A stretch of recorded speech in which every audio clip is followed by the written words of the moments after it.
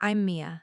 And I thought my cousin Elena would be right beside me today, holding my bouquet, whispering the kind of sarcastic pep talk only she could pull off. Instead, I'm staring at my phone in the bridal suite, rereading her message for the sixth time. I'm wheels up in an hour. Peacekeeping mission. I'm so sorry. My stomach drops every time my eyes hit the words. Peacekeeping mission. Like she's some action movie heroine who just got the call and had to vanish. Only this isn't a movie, and that chair with her name on it will stay empty. Down on the beach, the wind keeps tugging at the white linen drapes tied to bamboo poles. Seashell centerpieces glint in the morning sun as I move from table to table, pretending to fuss with the arrangements. I smile when someone looks my way, but each time my gaze drifts to the front row, I find the little sign. Reserved for maid of honor, sitting there like a dare. The knot in my chest tightens. The photographer calls my name and I pose, holding the veil just so, while the bride laughs in that perfect, champagne bubble way brides are supposed to. My hands know what to do, but my mind slides backward to the year I turned 15. Dad had left. Mom shut down. And Elena, barely 20, moved into our cramped apartment for 6 months. She cooked, she guarded me from the whispering relatives, she made sure I didn't start believing the ugly things people said. She was my proof that someone could show up when it counted. And now, when I need her most, she's gone. I duck into a quiet corner to check my speech cards. Safe, cheerful, full of inside jokes from college. That's when I see it, a folded page in Elena's handwriting tucked between them. Read me when you're ready, it says on the outside. My throat tightens. I slide it into my clutch without opening it. Not yet. By noon, guests begin streaming in. I'm pinning boutonnieres, straightening table numbers, and giving 100 smiles that don't quite reach my eyes. Out of the corner of my vision, I catch Aunt Margaret leaning toward Uncle Leo, lips moving fast. I don't have to hear them to know what it's about. Word travels quicker than the tide in this family. The bride pulls me aside just before the walk down the aisle. She presses a small envelope into my hand. She wanted me to give you this, she whispers. Inside, I find confirmation for a prepaid honeymoon. Elena's gift, bought with her hazard pay. My fingers tremble as I tuck it away. The ceremony is a blur of vows and sea breeze, the sunlight catching on crystal flutes.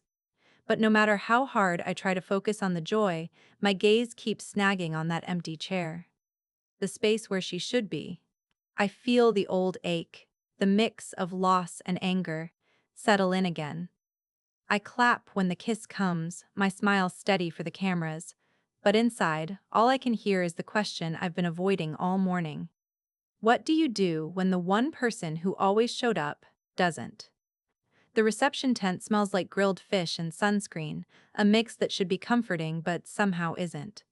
I sit at the head table, a paper napkin folded neatly in my lap, my original speech cards resting beside my plate. They feel like a prop from the wrong play, full of light-hearted stories about bad dorm food and late-night study sessions, lines meant to make Elena roll her eyes and laugh. Now, they just look like paper lying to everyone. I keep catching myself glancing at the letter in my clutch, the one with her familiar handwriting that I still haven't opened. I tell myself I'm waiting for the right moment, but the truth is, I'm scared of whatever's inside. A wedding reception isn't the place to unravel. The bride and groom sway through their first dance, the soft sound of waves folding into the music. I try to let it soothe me, but every so often I spot one of the older relatives watching me too long, like they're waiting to see if I'll crack. The smile I give them feels like glass in my mouth. My wine glass is half empty when I realize I've been tapping my pen against my thigh under the table. The DJ announces dinner, and waiters in white shirts move through the room with platters of grilled mahi-mahi and coconut rice. I murmur polite thank yous as they fill my plate, but I barely taste anything. Inside my head, a tug of war is already happening. Part of me wants to stick to the safe speech, keep things upbeat, pretend nothing's wrong. But another part, the one that still remembers 15-year-old me clinging to Elena's presence like a life raft, wants to tell the truth, wants to name the empty chair. I picture standing there with the microphone, my voice steady at first, then wavering as I talk about her absence. I can almost feel the air shift, the tension ripple through the crowd. Would they think I'm selfish for bringing it up? Would they think I'm trying to make today about me? The bride's father raises his glass for a toast, pulling the focus away from me, and I take the chance to slide my speech notes under my plate. The paper bends easily, and for a moment I consider tearing it in half right there, just to force myself to start over. Instead, I press my fingers against the clutch again, feeling the folded letter through the fabric. I know it's ridiculous, how much power a single piece of paper can have. But it feels like holding a lit match I'm not ready to strike. Somewhere down the table, the bride catches my eye and smiles, warm and unguarded. It hits me that she's trusting me to get this moment right, to stand up and say something that matters. I just don't know yet if that means protecting the mood or shattering it. While the bride's mother is fussing with the cake table, I find myself smoothing the edge of her veil for the third time in 15 minutes. It doesn't need fixing, but my hands need something to do.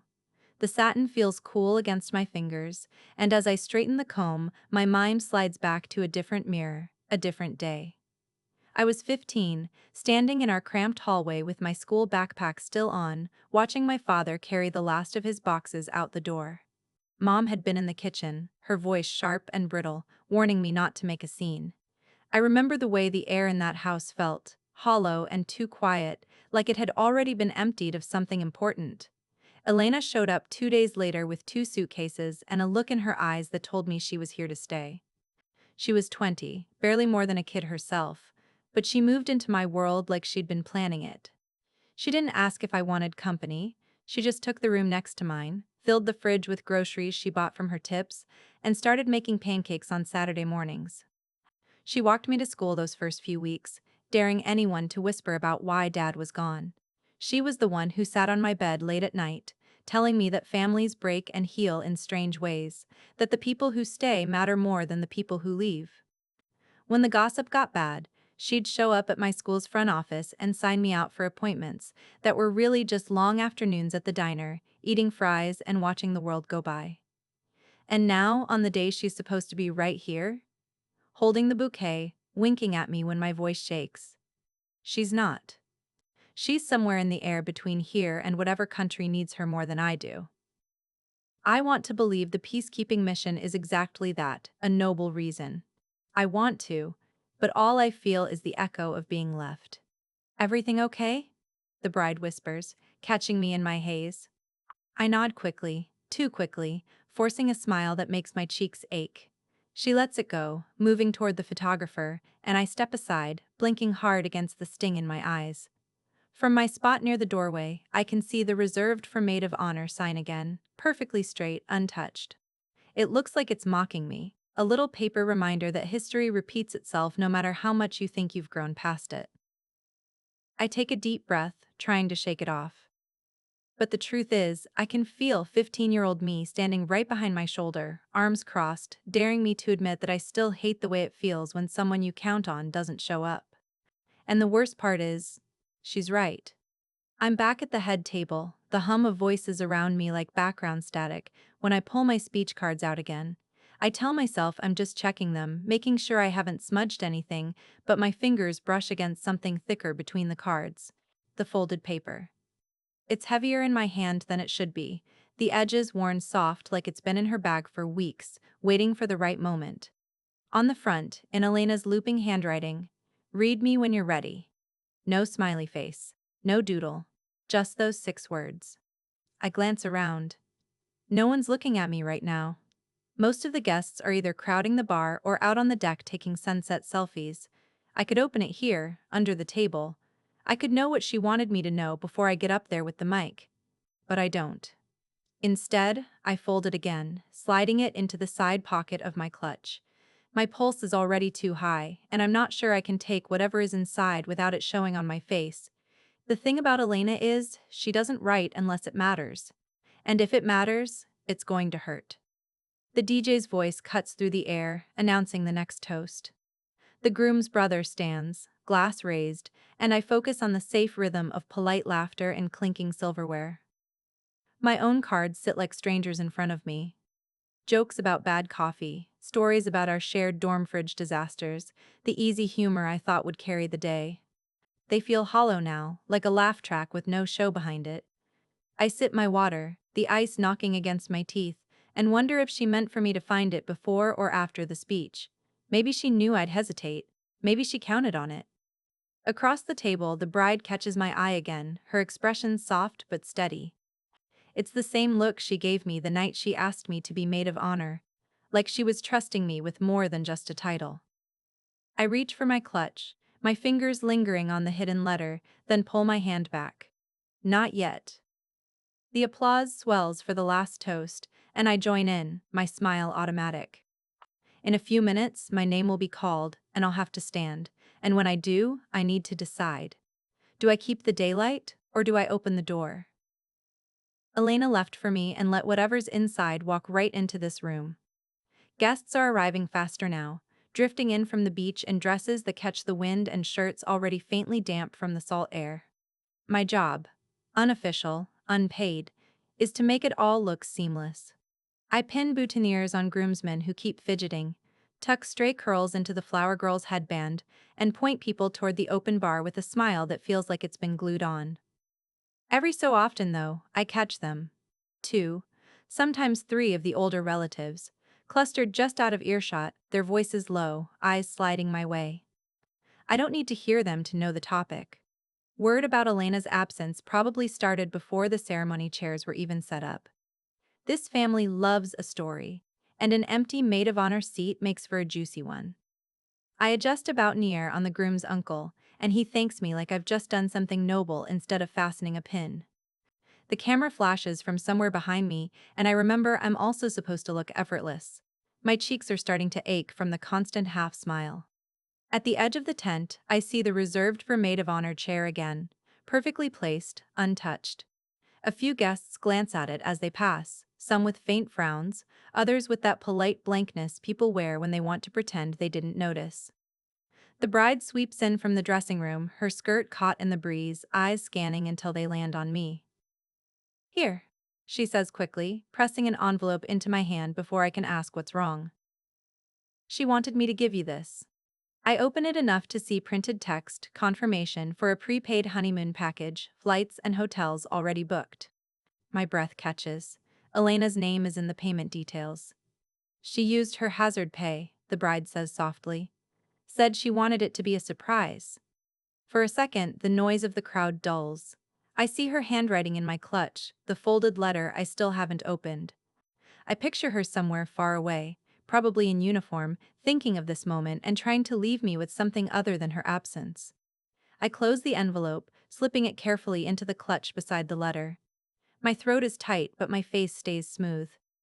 The bride's eyes search mine for something. Gratitude, maybe, or understanding.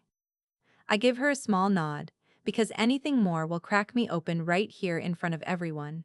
She squeezes my arm once before moving toward the photographer. I stay where I am for a moment, the sounds of laughter and clinking glasses rushing back in, and then I turn toward the next guest who needs a pin straightened. The motions are automatic, but my mind's no longer on them. It's already on the letter waiting in my bag, and the truth I'm still not ready to read. The string quartet is easing into the processional when I take my place at the edge of the aisle, my arm looped through the bride's.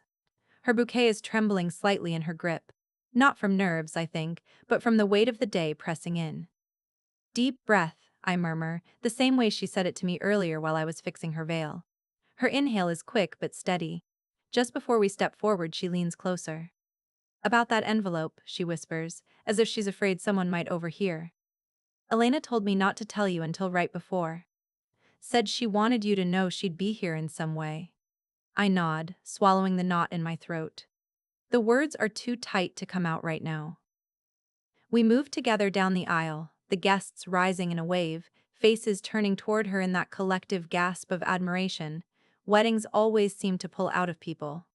My eyes flick sideways. There's the seat again, reserved for maid of honor, glaringly empty in a front row full of pastel dresses and pressed suits. It's impossible to pretend I don't see it. The officiant's voice rises over the wind. Vows are exchanged, hands are clasped, rings slide into place. It's beautiful. It's perfect. And it's missing her. Every sweep of my gaze catches that chair, and each time it feels like a quiet punch to the ribs. When the bride and groom kiss, The crowd bursts into applause. I clap too, smiling for the cameras, but my heart's pounding for reasons that have nothing to do with romance. I can't decide if I'm angrier at her for not being here or at myself for letting her absence feel this big. The recessional begins, and we all file out toward the reception area. Someone hands me a champagne flute, and I take a sip that barely wets my lips. The sunlight glints off the glass, and for a moment I imagine Elena here, catching my eye, giving me that raised brow look that says, "You've got this." But when I look over, it's just the ocean behind the tent, waves folding into themselves. The empty chair is still there, a silent witness to everything she's missing, and everything I can't stop feeling. The reception should feel like a celebration. Strings of lights swaying in the breeze, tables dressed in white linen, the ocean throwing gold at the horizon. But I can't unsee that one gap in the front row. Even now, after the ceremony, the reserved for maid of honor sign is still there, like no one dared to move it. I linger near the edge of the dance floor, champagne in hand, watching the bride and groom spin under the soft glow. People laugh, toast, and pile plates with grilled mahi-mahi, but the noise feels far away, like I'm hearing it through a wall. Every so often, someone comes up to me with a compliment.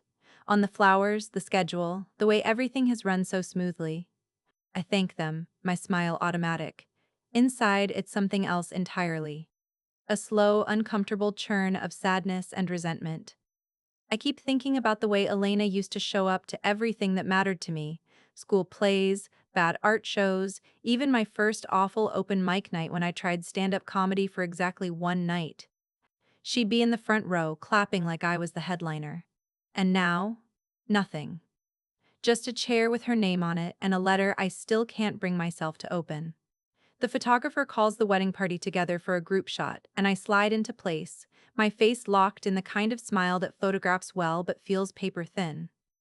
I can see the older relatives watching from the side, the same ones who were whispering earlier. I wonder if they're spinning their own version of the story. Why she's not here, what it says about us. When the picture's done, I slip away before anyone can start a conversation I don't want to have. Back at the head table, I set my champagne down next to my untouched plate. The fish smells good, but I have no appetite. The truth is, I thought I was ready for her not being here. I thought I could handle it with grace, keep the focus on the bride, smile through the day. But the more time passes, the heavier that absence feels. Like the tide pulling at my ankles, quiet but relentless. Across the table, the bride catches my eye and gives me a little nod. The kind you give someone you know is holding more inside than they're saying. I nod back, but my hand drifts toward my clutch, fingers brushing the folded letter again. Not yet, I tell myself, but the lie is starting to wear thin. I'm back at the table, my plate cooling in front of me, the sound of cutlery and low chatter wrapping around the tent. My speech cards sit just to the left of my wineglass, edges curling slightly from being handled too much. I skim the first lines. Our late-night coffee runs in college, the time we got lost in a city we'd both lived in for years, her terrible taste in TV shows. It's all light, harmless, designed to make people laugh. But looking at it now, it feels wrong. Not bad. Just shallow. Like wearing a sundress to a funeral. It's the speech I wrote for the day I thought I was going to have, not the one I'm standing in. The bride's uncle leans across the table to offer me the breadbasket, and I take a piece automatically, tearing it apart without eating. My eyes keep drifting to my clutch. I can almost feel the outline of Elena's folded letter inside. Every so often, I imagine opening it right now, letting whatever's in there reshape what I'm about to say. But my hands stay on the bread. The DJ makes some announcement I half hear over the hum of conversation, and a ripple of laughter follows from another table. My world feels smaller than the tent, just me, the cards, and that letter. I think about what my speech is supposed to do, tell a story, share a moment, make people feel good. And maybe I could still do that if I stick to the script. But every time I picture standing up there, reading these lines with a practiced smile, I also picture Elena's empty chair in the front row. The breadcrumbs stick to my fingers. I dust them off, the tiny sound lost under the clink of glasses. I don't know yet what I'm going to do. All I know is this. If I stand up there and pretend today is exactly what I thought it would be, I'll be lying. And the idea of lying about her feels worse than the risk of telling the truth. The plates are being cleared, silverware clinking softly as servers move through the tent, when my hand brushes the side of my clutch again. The letter is still there, folded and waiting. I should open it now, get it over with. But instead, I pull out my original speech cards, shuffling them like they might magically become something else if I just move them around enough. From the far side of the tent, I hear my name mentioned in passing. Two voices, low, then laughter. I don't catch the words, but I don't have to. People notice absences. They notice who's here and who isn't, and they fill the silence with whatever story makes sense to them. I stare at the cards in my lap. I could play it safe. Stick to the jokes, keep things light, keep Elena's name wrapped in bubble wrap so no one has to think too hard about why she's not here. That's what people expect, smiles, nostalgia, the nice kind of tears. But I also know this might be my only chance to tell them who she really is, what she's done for me. To make the absence less about what's missing and more about what's still here.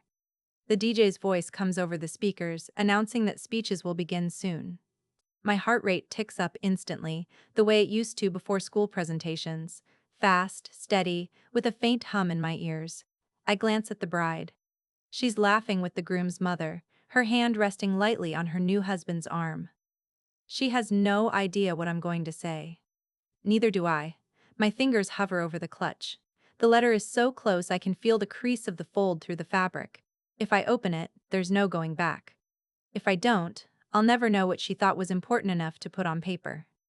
The applause for the previous toast swells, and I join in automatically, my mind already spinning. It's almost my turn. I have minutes to decide, keep the story easy, or risk making the whole room feel the empty chair the way I do. The servers are moving through the tent with slices of coconut cake, the sweet smell cutting through the salt air. But I can't taste anything. My original speech cards are in front of me, untouched, their neat bullet points suddenly feeling like an anchor I don't want to drag behind me. I slide them closer, pick up my pen, and before I can talk myself out of it, I draw a line straight through the first paragraph.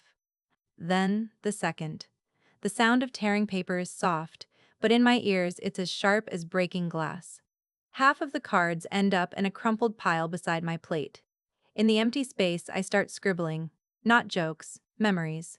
The kind that don't need a punchline to land. I write about the year Elena moved into our apartment and kept me from drowning in whispers. About the way she has always shown up for me, even when she couldn't be in the room. About how family isn't always about proximity. It's about presence. The letter is still in my clutch, unopened, like a weight waiting to drop. I keep glancing at it, my pen hovering in midair. It would be easy to work around it, keep the speech mine alone, but there's a part of me that knows it could change everything I'm about to say. Across the tent, the DJ checks his notes and glances at me. My time is coming up. My fork rests untouched beside my cake, the frosting already melting at the edges. Around me, people are laughing, leaning toward one another, clinking glasses. I write faster, ignoring the smear of ink where my palm has dragged across the paper. The new words feel raw, unpolished, but real. If I'm going to speak, it needs to be like this. Messy, true, something I'll regret if I don't say it out loud. I drop the pen, gather the salvaged notes, and press my hand against the clutch for a long moment. I still haven't opened her letter. But I can feel the moment closing in, and I know I won't make it to the microphone without deciding whether to keep her voice silent or let it join mine. The DJ's voice is calling my name, the applause starting before I'm even fully on my feet. My pulse is a drumbeat in my ears as I reach for the clutch, the letter brushing my fingertips.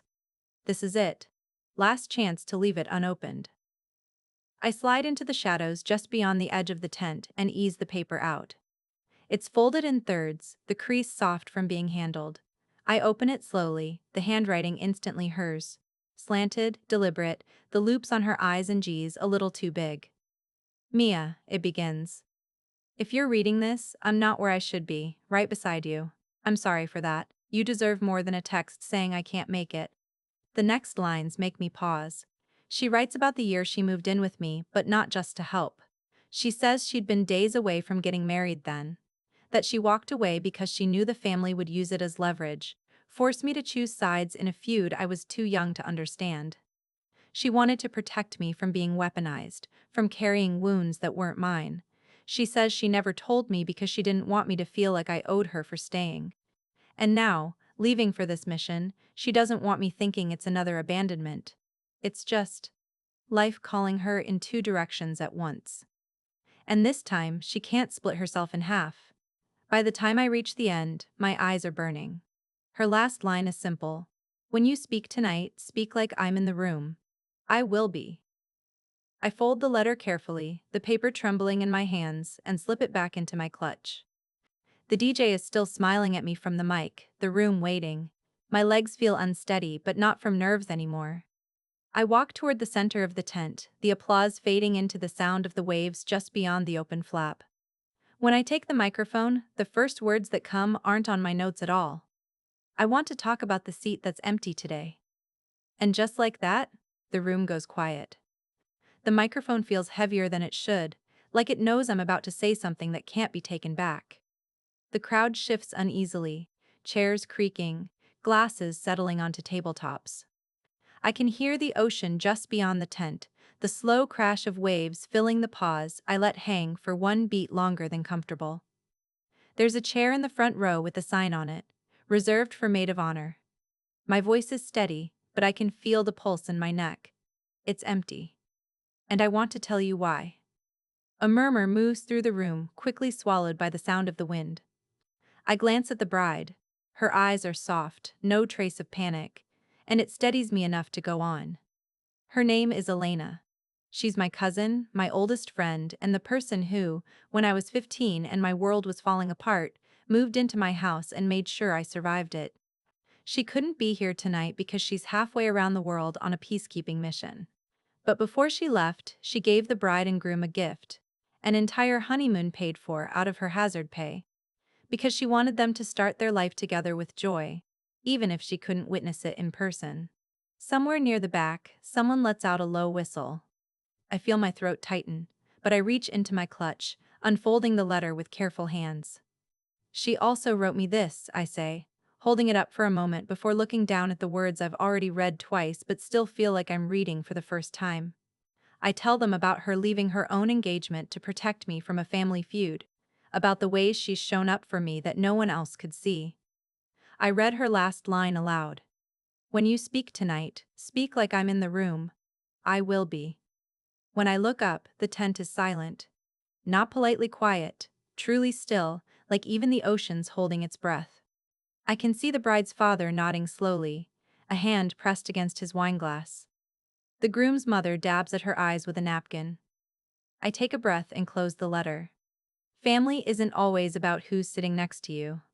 Sometimes it's about who's holding you up, even from 1,000 miles away.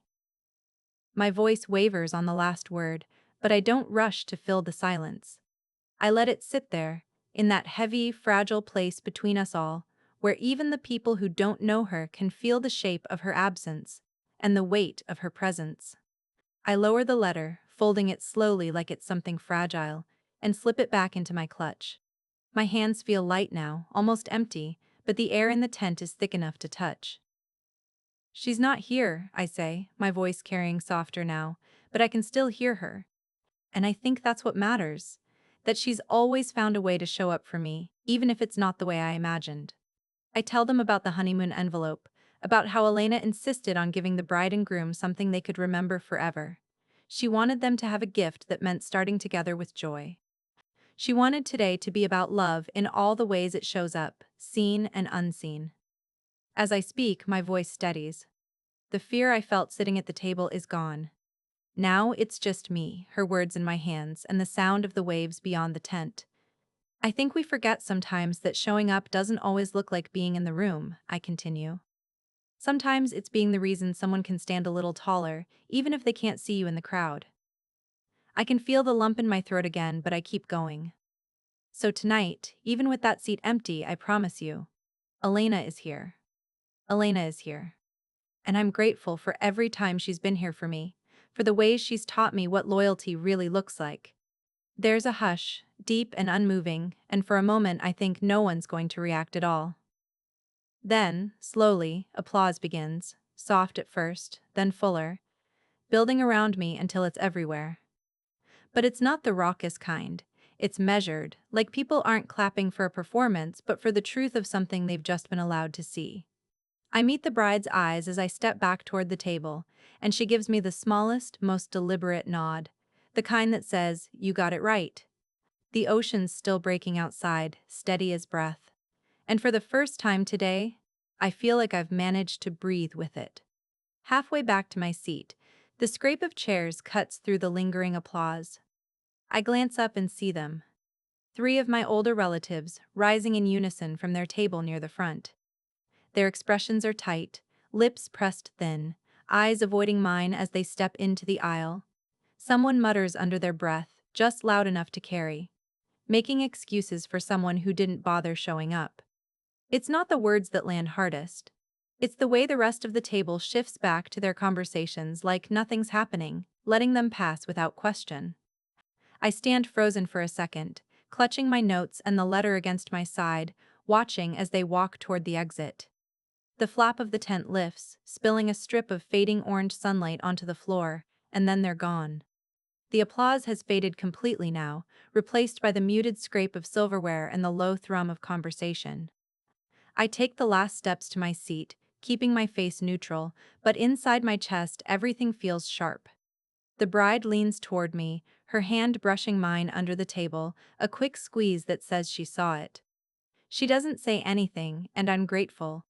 Words right now would only crack the thin surface I'm holding together. From across the tent, I catch another relative's eyes. She gives me the kind of smile people use when they want you to know they're on your side but aren't going to get involved. It's meant to be comforting. It isn't. I take a sip of water, my hand steady even though my pulse isn't. The empty chair is still visible from here, framed perfectly by the arch of the tent entrance. Only now, it's not the absence that's bothering me. It's the fact that even when I spoke the truth, even when I gave her voice a place in this day, there are still people who will choose to turn away. The bride's hand lingers against mine for one last squeeze before she straightens again. The music swells back up from the speakers, a soft re-entry into the evening. I force myself to match my breathing to it, to look anywhere but at the space where those three chairs now sit empty. I smooth my napkin over my lap, pretending to adjust it while the DJ transitions into an upbeat track. The room shifts. People leaning toward each other again, conversations bubbling back to life, glasses clinking like nothing happened. But I can still feel the echo of those footsteps leaving, the cool draft that swept in when the tent flap opened. The bride glances at me, her lips curving into a small, steady smile that holds longer than a polite one. I nod back, the kind of nod you give when you're holding your ground even if the sand's shifting under your feet. I keep replaying my closing words in my head. Family is who shows up for you, in the ways they can. I hadn't planned them, but they came out with the kind of certainty that doesn't need rehearsal. They felt right, even as they tightened something in my chest. From a table near the back, a cousin I barely speak to raises her glass toward me. It's quick, subtle, half a toast, half a secret handshake, and for a second, I let it land. Not everyone heard what they wanted to hear tonight, but some of them heard what they needed to. The DJ calls for everyone to join the dance floor, and clusters of guests make their way over, the bride and groom disappearing into a swirl of color and movement. I stay seated, tracing my finger over the crease in Elena's folded letter through the fabric of my clutch. The sting from the walkout is still there, sharp and fresh, but it's tangled with something steadier. Pride, maybe, or relief. I'd spoken the truth, hers and mine, even when it wasn't the kind that makes people comfortable. Around me, laughter swells. Someone pulls me into a conversation about the cake, the flowers, the weather. I answer easily enough, my voice smooth, but a part of me stays anchored to that empty chair in the front row, and the words I left in the air for anyone willing to carry them home. The music shifts into something louder, brighter, an open invitation for the crowd to forget speeches and settle into celebration. People are up, drinks in hand, swaying under the glow of the string lights. I stay at the table, nursing a glass of champagne that's gone warm. Some guests pass me with polite smiles that don't quite touch their eyes. Others avoid looking at me altogether, their conversations tilting away as they pass. The walkout still hangs in the air, not enough to ruin the party, but enough to mark me. Then there are the quiet ones. The ones who catch my gaze and give the smallest nod, like they're saying, "I heard you." No speeches, no big gestures. Just a little acknowledgement that tells me the truth didn't land nowhere. The bride drifts by between songs, still glowing from the inside out. She squeezes my hand under the table and keeps walking, her other hand tangled in the groom's. It's a thank you without words, and I feel it settle deep. Across the room, I see the empty space where those 3 chairs sat before the walkout. The sight should make me ache again, but instead I just feel clear. The ones who left weren't the ones I was speaking to anyway. Someone drops a slice of coconut cake onto the plate in front of me with a quick, cheerful, "You need this," and I smile for real this time. The music swells, laughter spills from the dance floor, and the tent feels warm again. It's not the same as it was before the speech. It's different now. Sharper at the edges, but also lighter in a way. Like the air after a storm, when everything's been washed clean, even if some branches are still broken. The reception is still humming when I slip out toward the beach, trading the warm, crowded air of the tent for the cool breath of the ocean. The sand is cool under my bare feet, my heels dangling from one hand as I walk toward the waterline. Moonlight paints a silver path across the waves, the tide folding in and out like it's keeping its own slow heartbeat. I stop where the sand turns damp, letting the water rush over my toes, and for the first time all day, there's no one watching me. Out here, I can let my shoulders drop. The speech, the walkout, the polite half smiles, they're all behind me, tucked away under that glowing tent. But the emptiness Elena left behind isn't gone. It's here with me, quiet and insistent, the same way it was when I was 15 and watching her pack up to leave my room for her own life. I wonder if she's standing somewhere right now, maybe on another shoreline halfway across the world, thinking about me too. The thought is almost enough to make me smile, but it doesn't quite make it to my mouth. I tilt my head back, letting the wind push my hair off my face. The moon blurs at the edges, and I don't bother wiping my eyes right away. Tonight, I gave her a voice in a room where people would rather pretend she wasn't there. I don't regret it, but I can't shake the question humming under my skin. Did I give the bride the toast she deserved, or did I turn her wedding into a fault line in our family? The waves answer with the same rhythm they always have, steady and indifferent. I stand there until the tide creeps higher, the hem of my dress catching the foam, before I turn back toward the lights of the tent, where music and laughter spill into the night like nothing's changed at all. I don't hear her approach over the surf, but then the bride is beside me, barefoot too, her skirt gathered in one hand to keep it from the tide. She stands there for a moment, just looking out at the water with me, like we're both pretending this is just a casual break from the noise inside. "You disappeared," she says finally, her voice low enough that the wind almost swallows it. "I needed air," I answer, watching the foam curl around our ankles before slipping away again. She nods like she understands without me having to explain more. Then she tilts her head toward me. "You know, you gave her a voice tonight when she couldn't be here. That matters?" I glance at her, but she's still looking at the ocean, her face lit in silver. It's the kind of statement that's both a reassurance and a quiet truth, and it lands deeper than I expect. "I just don't know if it was the right thing for today," I admit. "For you." She smiles then, small but certain. "It was the right thing for us. This day isn't just about the people in the room, it's about the people who shaped us into the ones standing in it." We stand there in the easy silence that only happens when nothing needs to be filled. The music from the tent drifts faintly over the sand, muted by distance, and for the first time all day, I feel something close to peace. The waves rush up again, higher this time, washing over both our feet before sliding back. She laughs softly, the sound catching on the wind, and then we turn together toward the glow of the reception, the kind of unspoken agreement that the night isn't over yet. Back inside the tent, the music has shifted into that late-night groove. Slower, warmer, the kind that keeps people lingering over drinks instead of heading for the door. I slide back into my seat, my clutch resting on the table like something fragile. Elena's letter is still inside, folded the same way I first found it, but now it feels different in my hands, less like a weight, more like a keepsake. I smooth the flap closed, as if sealing something that doesn't need to be opened again to be felt. Around me, the crowd is looser now. The bride and groom are swaying together near the edge of the dance floor, the kind of tired, happy movement that says the day has been full enough. Guests are clustered in twos and threes, some laughing loudly, others speaking in low, lingering tones. I glance toward the front row, where that empty chair still sits untouched. The sign is slightly tilted now, the breeze shifting it just enough to make it look less formal, less like a placeholder and more like something left behind on purpose. The letter slips easily into my purse's inside pocket, the one I use for things I can't lose. House keys, my passport, and now this. It's the last thing I touch before I stand to leave the table, before the night carries on without me at the center of it. As I step out of the tent, the hum of music and laughter fades just enough for the ocean to take over again.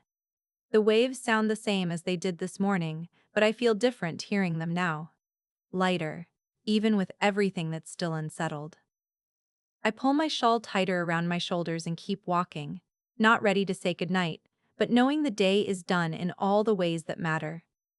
The road away from the venue is dark except for the soft glow of my dashboard, the tent lights shrinking in the rearview mirror until they're just another set of stars. My phone buzzes in the cup holder, the sound sharp in the quiet. At a red light, I pick it up. It's a photo, sent without a caption. The image makes my breath catch. Elena, standing in the middle of a welcome home crowd, her hair pulled back, cheeks flushed. And there, in the hands of two of the very relatives who walked out tonight, are poster boards with words in thick black paint. Family is who shows up for you, in the ways they can. The car behind me honks softly, and I ease forward, but I keep glancing at the photo like it might change if I look long enough.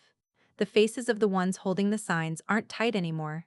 They're smiling, warm in a way I haven't seen in years. The light turns green and I drive on, the road unfolding in front of me. The screen still glows in the cup holder, spilling that image into the dark, and I feel my mouth curve into something I haven't managed all day. A real smile, unguarded and sure. For the first time since this morning, the empty chair isn't what I see when I think of her. I see her standing there, present in a way that doesn't need an aisle or a reserved sign. I see the truth of my words reflected back at me from hands I never thought would hold them.